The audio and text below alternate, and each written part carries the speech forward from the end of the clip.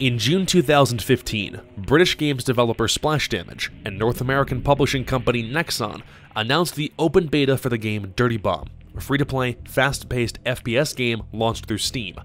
In October 2018, nearly 3 years after the initial release of the beta, Splash Damage announced that no more content updates would be launching for the game, leaving it to die a slow and painful death. It was the studio's most successful original IP and had a lot of good things going for it, but for much of the game's player base, there were massive amounts of both loose ends and untapped potential that ultimately led to its demise. But how does this happen?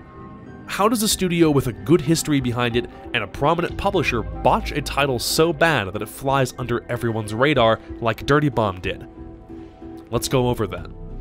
This is Dirty Bomb, a true retrospective. Now, before we begin, I should disclose my bias.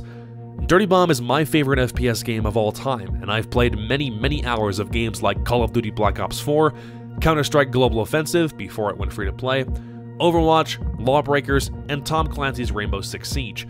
But for me, nothing scratched the FPS itch quite like Dirty Bomb did for the 3 years plus that I played it. I found out about it because it was played on YouTube by Markiplier and the Funhouse guys, and back in 2015 I was in the market for something new to sink my teeth into. That said, I've done my best to make this less of a review and more of a look back on a developer who didn't understand community feedback and the game that paid the price. In order to better understand Dirty Bomb's development, we first need to go on a bit of a history lesson. Splash Damage was founded in 2001 by Richard Jolly, Arnott Van Neer, and Paul Wedgwood, who would go on to serve as the company's CEO until 2018. The company began as a modding group for the game Quake 3 Fortress, before expanding to create maps for Return to Castle Wolfenstein under ID Software and Activision in 2002. Through the early 2000s, they would also work on the highly praised Wolfenstein Enemy Territory, as well as Doom 3 and Enemy Territory Quake Wars. Then, in 2011, they released a game called Brink, their first original IP, that would later serve as the foundation for Dirty Bomb's development. Brink sold over 2.5 million copies on PC, Xbox 360, and PlayStation 3, yet was largely a divisive mess among reviewers. Its combat was largely styled after Quake, mixed with a body type system and combat rule system, the latter of which would factor into the class systems for Dirty Bomb. After Brink had its time in the spotlight, the team worked on both Rad Soldiers and some of the multiplayer components for Batman Arkham Origins, before fully shifting their attention to a wholly original IP, Dirty Bomb. Nexon America took on the publishing rights for the game, and within 2 years of Brink's release, Extraction, as Dirty Bomb was known then, had launched into a closed beta phase with objective, stopwatch, and execution modes all available to play. And 2 years later, a trailer was played at the 2015 E3 convention in California with a new title for the game. Some men fight for a higher cause. Honor. Justice. Freedom. Some call these men warriors. Leaders. Heroes. We call them scrubs.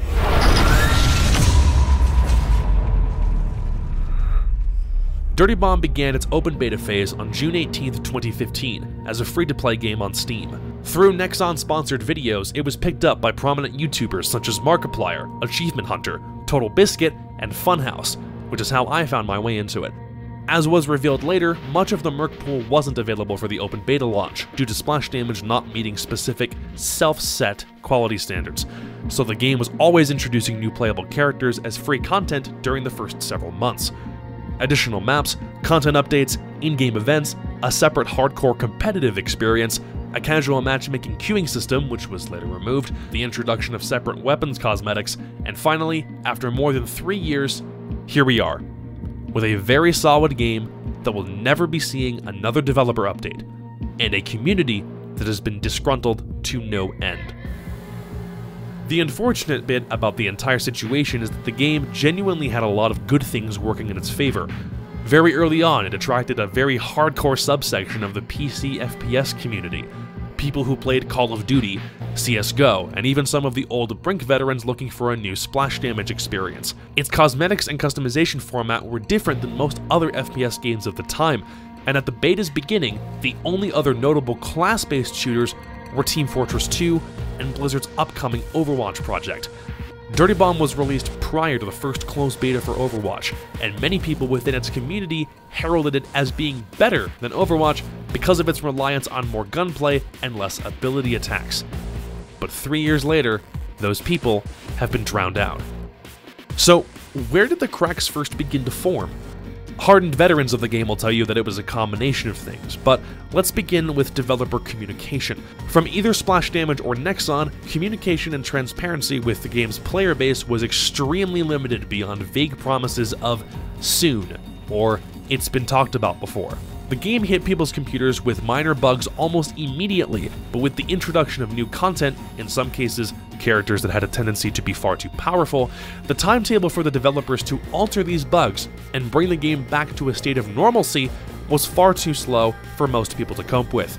New features often introduced new bugs that were somehow missed by the game's quality assurance testers, and usually did not work as advertised. Developers will oftentimes keep quiet about future updates until they're confident enough in their product to market them, which is a staple of online-only games and what keeps the profit machines turning.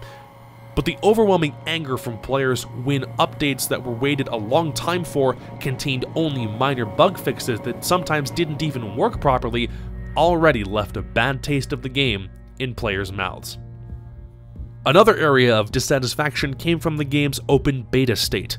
Typically, games with early access or any other type of pre-1.0 accessibility are used as testing grounds for developers to iron out the bugs, introduce new features, iron out more bugs, and absorb player feedback to help adjust gameplay. But Dirty Bomb carried a beta tag for over 3 years, and it seemed as though Splash Damage and Nexon were treating it more as a way to make money than anything else.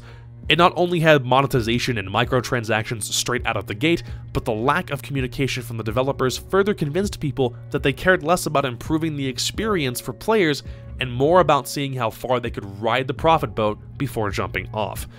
Again, this leads back to transparency, because when in-game events were released that included additional items that could be purchased with real-world money, instead of fixing long-standing bugs or other prevalent issues, it makes a pretty big statement about where a company is going with its product. Perhaps taking note of this, in 2017, Splash Damage bought the publishing rights from Nexon, completely splitting the developer from the publisher and ensuring that Splash Damage was able to do whatever they wanted with the title. Taking control of the servers and the publishing rights through their own publishing division War Chest, the game was set to head in a new direction. And indeed, for the first year and a half that Splash Damage spent working on the game by themselves, they did take the game in a new direction. But it was arguably not a very healthy one. New characters were introduced that encouraged players to move away from gunplay and more towards ability-focused combat, which was a reversal of the game's original concept. Players could create more influence in matches with less effort and more reward. Events and cosmetics kept bringing people back and new people in, but old bugs were still left unfixed and eventually forgotten about as Splash Damage continued cranking out new material. Both the casual and ranked matchmaking systems, in addition to the execution game mode, were completely removed from the game. Steam trading was a complete marketing botch, and communication did not seem to have improved much. In fact, it's fair to say that the game under Splash Damage was worse than the game under Nexon. All of this is presented in a negative light, because all of what Splash Damage was doing and promising wasn't enough to ensure the game's success. Cracks that had begun forming when the game originally entered open beta in 2015 were not sealed and were instead made bigger. Credit to Splash Damage though, not all of their new additions were detrimental. The game became a part of the FACEIT third-party competitive experience, community servers were added for rentable cost, and Splash Damage finally added Steam trading integration in a limited capacity. The developers kept pushing through the community dissatisfaction, and on August 28, 2018, the beta tag was finally removed and the game was fully released into version 1.0.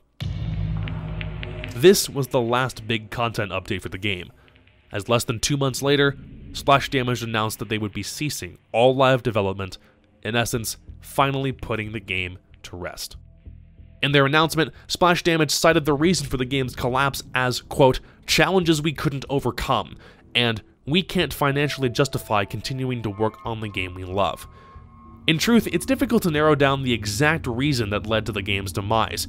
If developer communication and feedback integration were more of a priority, we might not be seeing this end result. Perhaps it was purely the developer's inability or perhaps reluctance to fix long-standing issues, such as a lack of character customization, a community that consistently rejected new methods of monetization, and a lack of continuously updated content, such as new characters, new modes, additional maps, the ability to party up with friends, all led in some small way to the game's eventual collapse. However, during the game's development, portions of Splash Damage's multiplayer team were staffed out to work with Epic Games and the Coalition on the multiplayers for both Gears of War Ultimate Edition and Gears of War 4, respectively, which is more than likely limiting the staff that was available to work on Dirty Bomb. But without diving into speculation, now we're in 2019. Dirty Bomb has shipped its final update and will continue to exist only as long as people want to keep their nostalgic feelings alive. As I'm writing this script out, I don't really know how to end it. I've played the game since almost the week it came out on Steam, and I've been enamored with it ever since. I've lost countless days away to fragging noobs, destroying EVs, grinding my way through event tiers, and trying to be good enough at the game to make any progress in its ranked system. I've met some incredible people that I have the honor of calling friends to this day, and a lot of nostalgic memories that I can file away for safekeeping. But for all the good that's come from this game, there will always be the mishapped community management or the bafflement of how a studio that's worked on AAA games in the past managed to convince me not to try out their new games in the future. It's always harder to let something go when you have an emotional connection to it. And I can play this game today and remember when I was 17 playing on my old crappy laptop and trying to hide it from my parents while still getting an ace on an MG turret. This game, to me, signifies a time in my life when I fully embraced a game's experience for everything it had and everything it was, and it means the world to me. But it hurts just as much knowing that it won't be around for all that much longer. Like I said, there really isn't a game on the market today that is able to capture the lightning in the bottle that Dirty Bomb had. The same style of fast-paced shooting, easy cosmetic system, and cartoonish characters is only closely mirrored by Brink, because so much of what Dirty Bomb is based from comes from that game. There truly isn't a modern equivalent to it, and may not be for some time. For now, all we have are the memories we made, the friendships we forged, and the hope that from the ruins of this project can rise something just as enjoyable in the future. Rest in peace, Dirty Bomb. You will be missed.